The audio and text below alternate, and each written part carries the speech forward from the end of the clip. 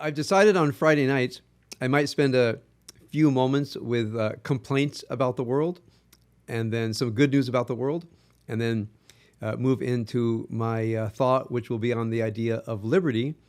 Our Torah portion says, Ukratam Dor, you shall proclaim liberty throughout the land. But one notices, as with all these kinds of words, what the Bible means by liberty and what we mean by liberty are very different things. And even when people use the word liberty today, they mean very different things. All right, so first my complaint. Here's a headline I did not read this week. I did not read that at Harvard's graduation, that a few hundred students, including their friends, out of how many thousands of graduates, got up in favor of rape, atrocity, murder, bestial behavior as they walked out. I didn't see that headline. What they did was get up in favor of Hamas, anti-Israel. Now try to imagine if those who covered every student walkout and demonstration didn't say what they were against, but said what they were for. Anytime someone mentions people protesting against Israel, you might say, well, what are you protesting for? Are you pro-Hamas? So if they're, I just put in the chat the Harvard-Harris poll, which is my thing I want you to read. That's what I call the good news. So in any case, I want us to be aware. The media loves an image. It loves a headline. They would much rather talk about the protesters and walkouts at a few universities of the 6,800 colleges and universities in the country and not say how many there wasn't walkouts and what these walkouts are actually supporting after October 7th, which means they won't condemn Hamas, which means they're giving rape, atrocity, murder a pass and saying this innocuous, meaningless phrase, Palestine free. So that's my complaint. And hopefully if somebody ever says campus protesters, say, what are they protesting for? Are they pro-Hamas? And what that means. So here's the good news. I put in the chat, for those of you who don't have access to the chat, the Harvard-Harris poll, May 2024. Okay, it's an amazing accumulation of all kinds of attitudes on all kinds of issues. One thing really interested me. The most favored institutions in the country. So anybody my age, roughly, older or younger, try to imagine, 55 years ago, the most favored institution in the country is the U.S. military. The next most favored institution in the country is the police. The next most favored institution in the country is the FBI. And then Facebook. Next, Ukraine. Then Israel. Then the Supreme Court. Then the Department of Justice. And then Fox News. All right. So when you read this, by the way, among the most favorable people in the that comes to mind, Benjamin Netanyahu is in the top 15. So Israel has a 75% approval rating. So whatever people are saying, whatever you think about anti-Semitism and so forth, you can actually read in the Harvard-Harris poll what people actually think. So the next thing I want to say, and again, for me, this is good news. For somebody might really disagree with me, but I'll make my case. Anybody who compares what's happening in college campuses to Germany in the 1930s profoundly misunderstands Germany in the 1930s. Remember, Germany in the 1930s, it was government-sponsored expelling Jews from universities. Remember, a great majority of the professors in the humanities and social sciences are Jewish. They haven't been expelled. They're not anti-Semitic against their pro-Palestinian professors. If they were anti-Semitic, they'd be wanting to throw their professors out. People are conflating Zionism with Judaism, which I think is right, and in their hatred of Zionism, they put Jews in. But when you look at the several last decades of America, when things have gone wrong, I don't remember anybody blaming the Vietnam War on the Jews. I don't know anybody saying Richard Nixon was Jewish. I don't remember anybody of any importance blaming the recessions on the Jews. There were a few people, but never gained traction. People tried to blame 9/11 on the Jews. It gained no traction. When people say that anti-Semitism is growing, they're looking at one phenomenon by a small number of people aided and abetted by the press. So I don't believe that anti-Semitism is growing. I think hatred of Israel is growing. Jews are put in there. But I also believe that once this war winds up, and it will, people are mercurial. They're going to go on to something else. It's a horrible time. It's horrible what's happening with Israel. It's horrible what's happening on the campuses. But that's not America.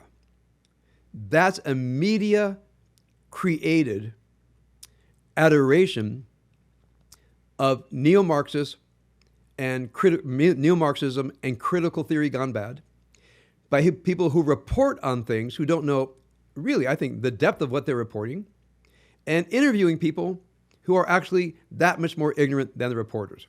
So I'm upset. I don't like it. But this poll actually gives me some hope. Not to mention that, only that, but look at the status of Eidan Golan in Eurovision.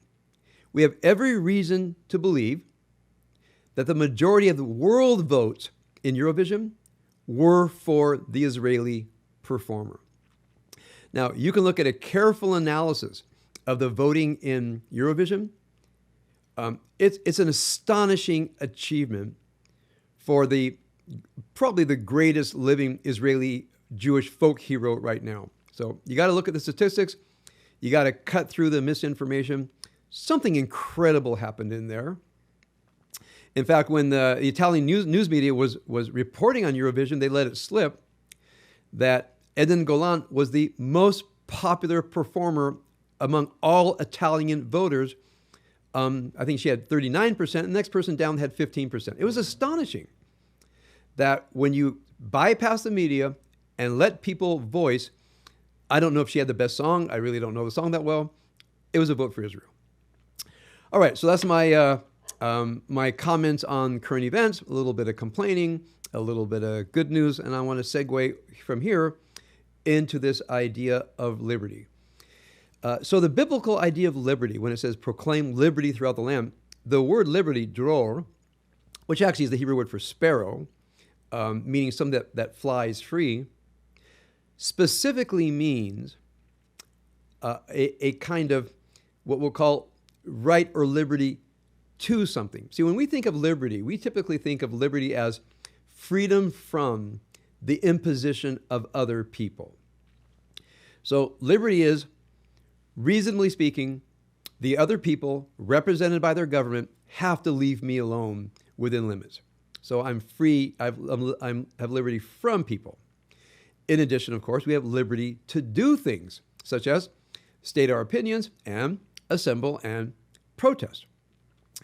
But notice, in a liberal society, the liberty to do something ought never infringe on the liberty of others. And that's what the press misses when they complain that the campus protests were shut down. They don't say the campus protests were infringing on the liberty of other people. Yes, they have the right to protest, and other people have the right to go about their way.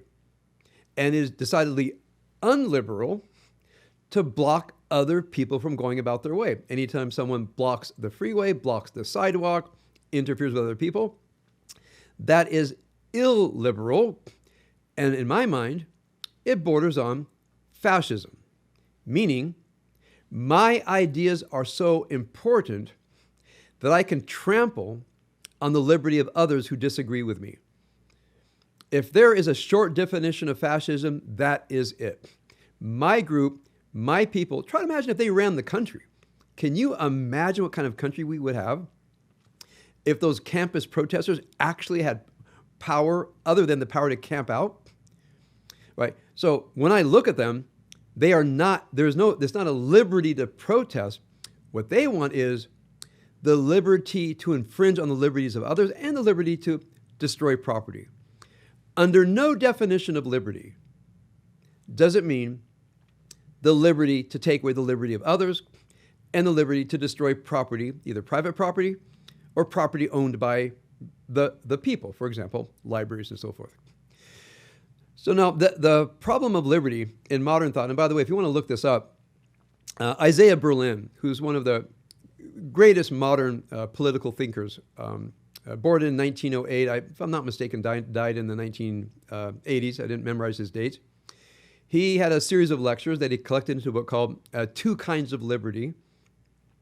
And it's an interesting idea for us to take seriously, because I think it's at the heart of some of the disquiet that has produced this fraud called DEI, which is, remember, it's a neo-Marxist, critical theory gone bad, postmodernist hoax. However, there is something to the idea that we live in a country where there's great inequity.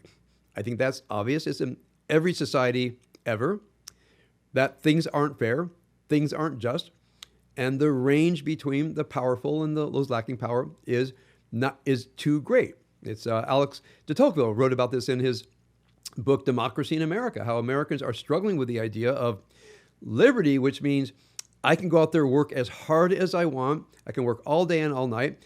I can amass money. So between my industry, my freedom, and a little bit of luck, and another person might be down on their luck or not work as hard or not have the good fortune of certain skills, and the inequity grows. But Americans don't like that. We wish there would be more equality, but we don't seem to want to pay the price. So people are complaining about that. My response is, we live in a democracy. If the people don't like the way things are, I say, run for office. Make your case. So when people say, inequity, Thomas Piketty wrote this back in the 2014. Jonathan Sachs actually mentioned in this week's Torah portion. The growing inequity is a danger to democracy. I remember when I read that, I said, I don't believe it. I don't believe that people are going to rise up and start shooting people over inequity. I don't see it happening. And it hasn't happened. It's been 10 years. People are not shooting each other over inequity. And here's one reason, in my mind. It is true that the top 1% makes vastly more money than the bottom 50%. That's true. But the top 1% pays almost half of the federal income taxes in this country, federal income taxes, which many people say, that's not right. That 1% should pay 50% of the federal taxes. The top 10% pay some kind of astronomically large number of taxes. So on one hand, there is inequity in income, but there's also inequity of wealthy people paying for the country. So how do we work this out? My answer is, because I am a dedicated modern liberal, I believe in the Constitution. The Constitution gives us the right to make our case, run for office, and change the system every 2 years. If someone doesn't like it, right, you can vote for one political party or another. They can make their proposals, such as we have in California with the raising the minimum wage for certain people work in certain fast food restaurants, and see how it goes. If it goes really well, it might be expanded to more people. If it doesn't go well, it might be considered a well-intentioned but ultimately bad idea. I don't know, right? I'm definitely not a professional economist. I have my own opinions about things, but when I think of Isaiah Berlin's idea of liberty, I go back to his two basic points. Liberty is living in a just and fair society and being left alone to go about my way with my right to life, liberty, and the pursuit of happiness as I see fit. Let me do my thing, don't get in my way. The other kind of liberty, and this is a more classic view of liberty, is liberty includes duty. Liberty includes duty. And this is, I think the founding fathers believed this. You can't have a democracy without virtue. You can't have a democracy without people who are engaged in ideas. You can't have a democracy without industrious people creating wealth. You can't have a democracy if people aren't willing to get educated, learn skills, try to provide for themselves, and through their industry and through their skills, support the rest of us, create what we call the Commonwealth. Now, so when you look at the ideas of leave me alone version of liberty, and then liberty as the right to things, and then the responsibility in liberty. I want to just expand on that last issue because it's a fascinating issue. One reason I know about this is when I studied religion social ethics for my doctorate, I did about a year of third-year law school classes, including classes in theories of rights and justice. And when this was pointed out to me, it really changed my thinking. When someone says they have a right to an education, now think about that for a moment. Someone says I have a right to an education. That means the government must supply teachers. Sound right? What if nobody wants to teach? Well, do we go like the military? Do we draft teachers? Because I have an absolute right to something that the government must provide. Does the government then draft teachers? So the bottom line here is we have very few absolute rights to things. We have absolute rights from things. For example, the freedom of speech means freedom from other people telling me what to do, what to say. Freedom of assembly, certain conditions. But if I say I have the right to something, the fact that I have the right to free speech doesn't mean the government builds me a website, gives me a newspaper. The right that I have the right to keep and bear arms doesn't mean the government issues me a rifle. So many of our rights are rights against others. Rights to something is a very complicated idea. So whenever somebody says they have the right to something, you can ask, who's going to provide it? And do they have to? And what happens if they don't? So for me, this Torah portion about liberty, the liberty from, the liberty to thrive, our own responsibility in thriving, what rights we have against others and rights we have to do things, it's a very complex conversation. And here I'm going to sound like a classic liberal, and that is, if we're going to move forward in anything, we voters have to be educated about these things. It sounds tough. But if someone says, I have the right to something, I have the right from something, I have the liberty to something, liberty to do this, we ought to know what these words mean. We ought to hold other people accountable for their words. How many times when someone says, I believe in social justice, I said, well, can you tell me what justice is? And they say, fighting for the underdog. I said, that's the same thing as social justice. Can you define justice by itself? Hardly anybody who believes in social justice can even vaguely define justice without just repeating their words and repeating their idea in different terms. Try to imagine we all actually had an idea what justice is, what rights are, that we hold people accountable for their words. So my belief, as you know, is things get better for ourselves everywhere if we think through our thoughts and use words precisely. That makes everything better right away, I think also in our national discourse. So whatever we're going to do about the inequality in our country, the inequity in our country, creating more diversity, which I think is a good thing, whatever we're going to do, it's not going to happen when we're clouded by ideas that I think are either fantastical, such as just about everything Karl Marx thought, as I've been reviewing it recently, and it really is utterly fantastical. I would love to, maybe do a skit on Karl Marx's ideas. It's brilliant, but fantastical. And everything based on that is, pardon me, can sound brilliant, but it's fantastical. So what do we all do? Good students of Torah, good thinkers, people who believe in liberal democracy, educate yourselves, use words precisely, know how to talk to people who are under the sway of really bad ideas. And as a group, I think in that way, we can push back what I see is the ideological degradation of our country and make traction toward the full promise of a liberal democracy. All right, those are my somewhat meandering thoughts for tonight, and I'd be happy to see if there are any questions or comments about any of that. My first question that came up was during Sherry's talk about the Parsha. Mm-hmm. I understand that the rabbis defeated that idea of the land returning every 50 years. I wanted to ask, is that correct? How did they do that? All right, so first of all, there's no evidence in the Bible or any First Temple source that any of that ever happened. So that's the downside. We don't know who wrote it, in what context. There's no evidence that anybody ever did it. Now, the problem with the remission of debts, there's some indication in early Second Temple literature that there was an idea. But the Prose Bill of Hillel, which is probably the most famous document in pre-Mishnaic Judaism, Hillel lived somewhere around in the first century, said that debts are emphatically not canceled in the seventh year.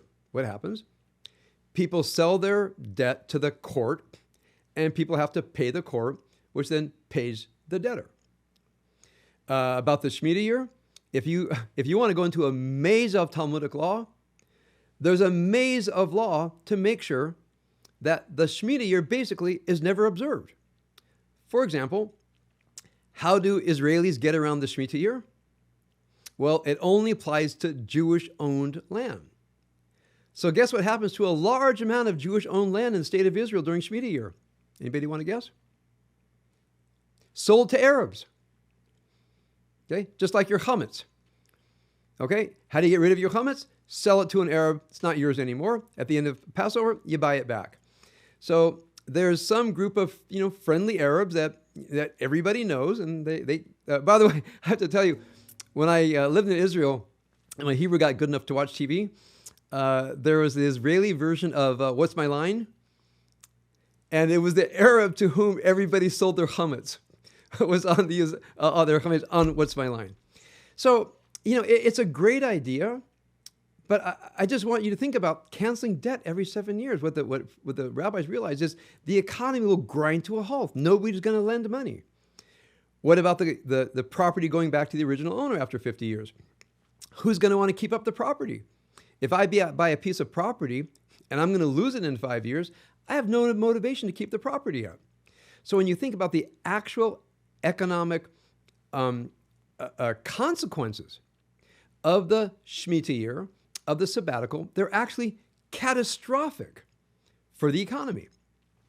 I remember one time I had a friend who was somewhat Marxist in his orientation, and a committed Jew.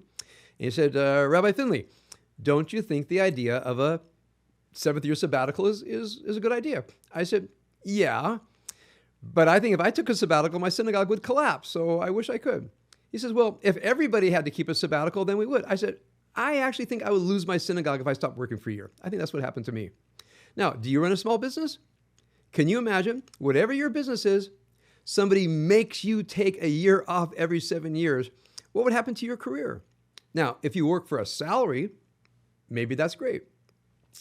But for people who rely on their own industry to make a living and someone says you can't work for a year, I think that would spell, again, economic catastrophe. Now, so when people want to wax eloquent about canceling debts, land lying fallow, it sounds great until you actually get down to the economic realities and how the Talmud dealt with these economic realities, and you realize it is simply not feasible. I'll call that the crack in the Liberty Bell. That being said, the values expressed in Shemitah, which actually is from the Hebrew word to let it to fall. Lishmot means something to fall away. Let the grain fall down. Let the debt go. It's a great value.